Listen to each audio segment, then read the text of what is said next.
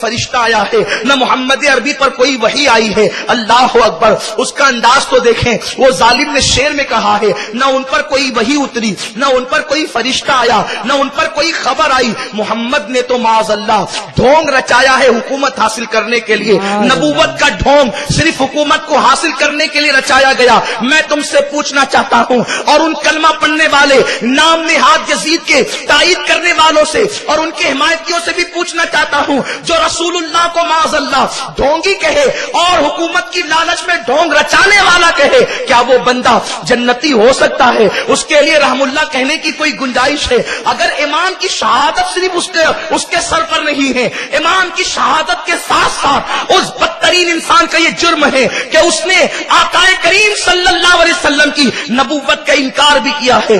آقا کریم صلی اللہ علیہ وسلم کو معاذ اللہ اس نے ڈھونگی کہا ہے۔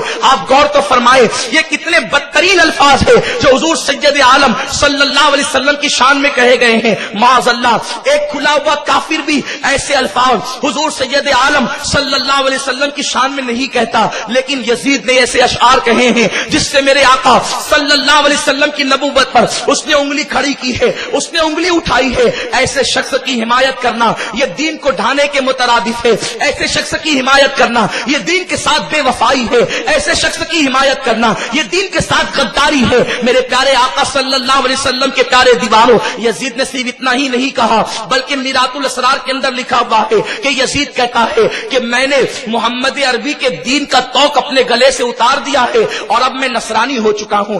آپ غور فرمائیں، یہ اس کے کھلے ہوئے اشعار ہیں جس نے اس کے اندر کہا کہ معاذ اللہ میں نصرانی ہو چکا ہوں۔ آپ غور تو فرمائیں، جس نے خود عیسائیت کا دعویٰ کر لیا کہ میں عیسائی ہو چکا ہوں، اب اس کو مومن ثابت کرنے کے لیے حدیث قسطنطنیہ کا پیش کرنا۔ پہلی بات تو جس حدیث کو حدیث قسطنطنیہ کہا جاتا ہے اس کے اندر لفظ قسطنطنیہ ہے بھی نہیں۔ دوسری چیز یہ ہے کہ اس میں یزید کا نام بھی نہیں ہے، اس میں یزید کی طرف کوئی اشارہ بھی نہیں ہے۔ صرف ایک حدیث کو لے کر ایسے بدترین ظالم کو جنتی ثابت کرنا خود کو جہنمی بنانے کے مترادف ہے۔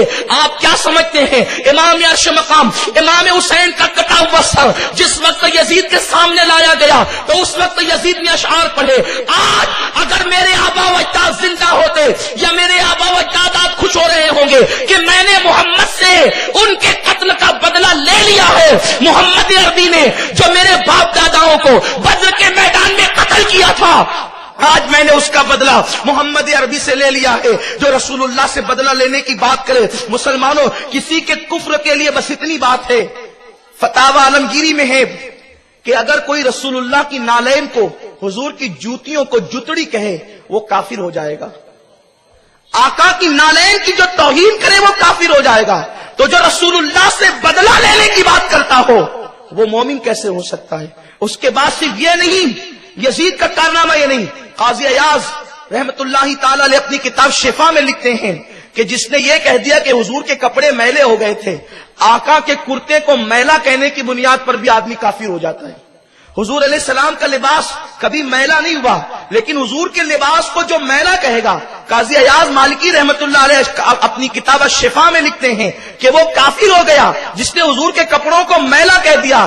آقا کے لباس مبارک کو میلا کہنے کی بنیاد پر جب کوئی کافر ہو جائے، اس کے بعد آقا کریم صلی اللہ علیہ وسلم کی نالین کو جتڑی کہنے کی بنیاد پر کوئی کافر ہو جائے، آقا کریم صلی اللہ علیہ وسلم کے موئے مبارک کی توہین کرنے کی بنیاد پر کوئی کافر ہو جائے۔ آپ غور فرمائیں، یہ چھوٹے چھوٹے بظاہر دیکھنے میں یہ چھوٹے جملے ہیں، اس سے جب انسان کافر ہو سکتا ہے تو جو یہ کہے کہ میں نے محمد سے بدر کا بدلہ لے لیا ہے وہ بندہ مومن کیسے ہو سکتا ہے؟ وہ رحم اللہ کیسے ہو سکتا ہے؟ یہ یزید کا عالم ہے۔ اس کے بعد میرے آقا مصطفیٰ کریم صلی اللہ علیہ وسلم نے علل اعلان فرمایا، نام لے کر فرمایا کہ میری امت حق پر قائم رہے گی، میری سنت کو سب سے پہلے جو بدلے گا وہ بنو امیہ کا ایک بندہ ہوگا جس کا نام یزید ہوگا۔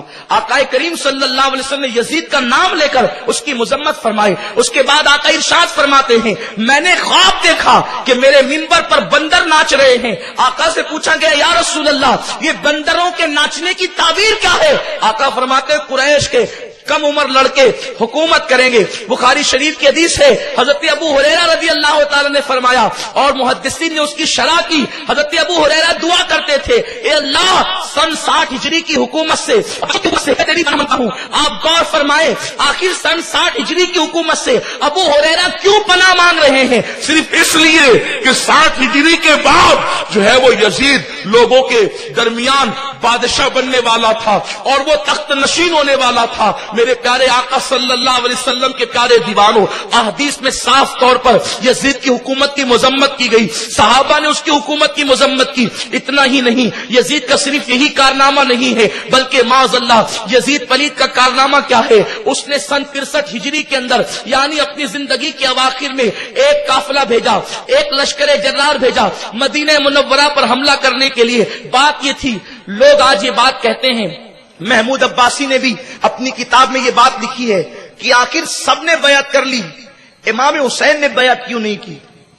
तवज्जो करने की बात है, सहाबा के और भी औलाद थे, सहाबा के और भी बच्चे थे, उन लोगों ने बयात की। दिगैर मक्का वालों ने, मदीने वालों ने बयात की, इमाम हुसैन ने क्यों नहीं की? इमाम हुसैन ने 3 साल पहले जिस चीज को महसूस किया था, 3 साल के बाद दूसरों ने उसको महसूस किया।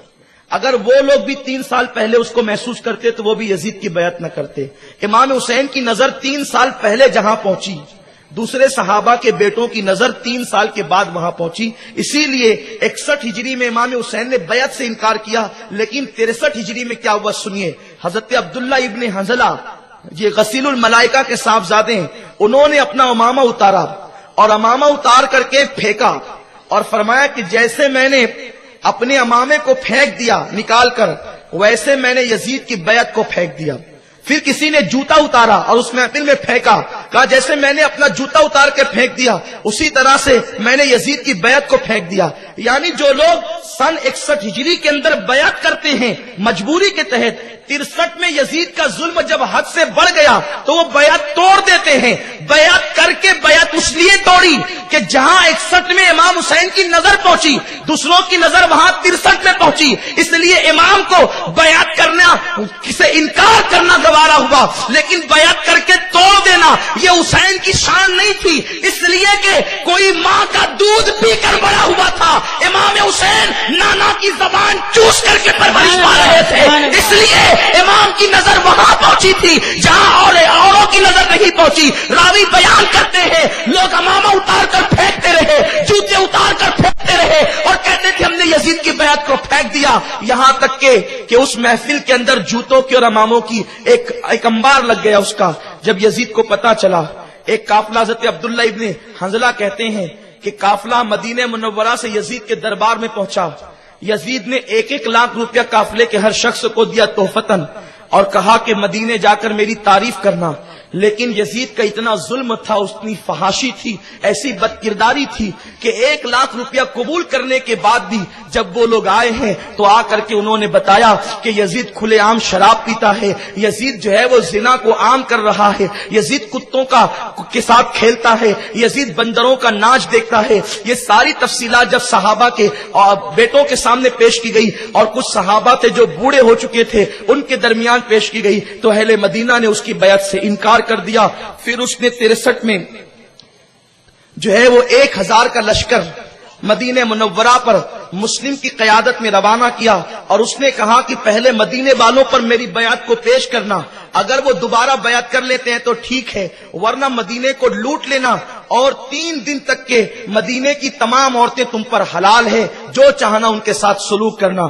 अल्लामा इब्ने खलदून ने भी लिखा, अल्लामा तबरी ने भी लिखा और उसके बाद अल्लामा इब्ने कसीर, अल्लामा इब्ने असीर अस्सवाइकुल मुहर्रिका में अल्लामा इब्ने हजर मक्की रहमतुल्लाह अलैह ने भी लिखा। ये सारे मुअर्रिखीन, आखिर इनको यजीद से क्या नफरत हो सकती थी जिन्होंने यजीद के बारे में एक राय पर इत्तेफाक किया। और उसके बाद जब वो काफिला, वो लश्कर मदीने मुनव्वरा आया तो अहले मदीना के सामने उन लोगों ने यजीद की बयात पेश की और जिस मुस्लिम नामी शख्स को अमीर बना करके यजीद ने भेजा था उसने कहा कि मुझे उतना ज्यादा कोई इबादत पसंद नहीं है जितना कि मदीने वालों को लूटना पसंद है और मदीने वालों को मारना पसंद है। उसके बाद फिर यह किया गया